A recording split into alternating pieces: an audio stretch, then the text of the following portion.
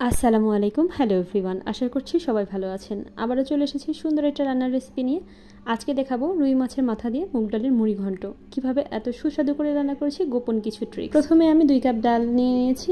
মুগ ডালগুলো হালকা একটু ভেজে নিব। মুগ ডালের যে কোনো রেসিপিতে চেষ্টা করবেন ডালটা আগে থেকে একটু ভেজে নেওয়ার জন্য।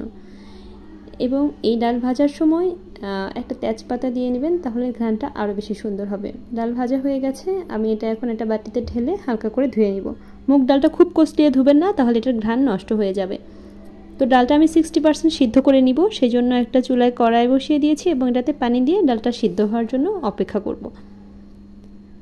তো দেখেন ডালে বলক এসে গেছে, ওপরে একটা ফেনা তৈরি হয়েছে। সবসময় এই ফেনাটা ফেলে দিবেন, তাহলে ডালের স্বাদ কিন্তু আরও বেড়ে যাবে।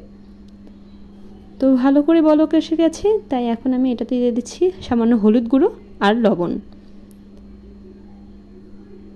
তো তারপর আমি দেখাবো কি কি উপকরণ আমি ব্যবহার করছি এই রেসিপিতে। গরম মশলা আছে, তেজপাতা, এলাচ, দারচিনি, পেঁয়াজ কুচি এবং রসুন কুচি।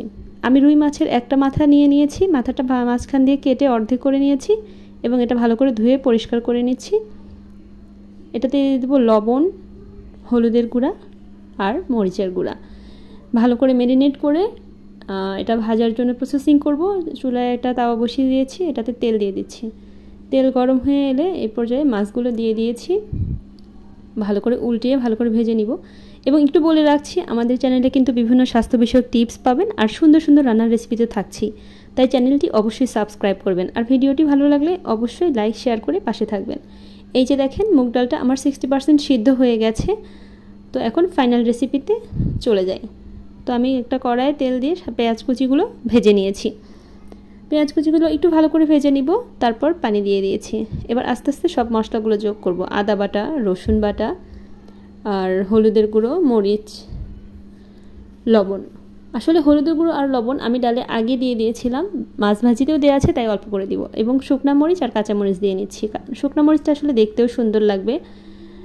এই পর্যায়ে সব মশলা কষানো হয়ে গেছে, তাই ডালটা ঢেলে দিয়েছি। এটা যেহেতু আগে থেকে আমার 60% সিদ্ধ করা ছিল, তাই খুব বেশি সময় লাগবে না, অল্প সময়ে আমার রেসিপিটা তৈরি হয়ে যাবে। ভালো করে বলক আসছে, তাই আমি মাছগুলো যে ভেজে রেখেছিলাম সেটা এখন এখানে দিয়ে দিলাম।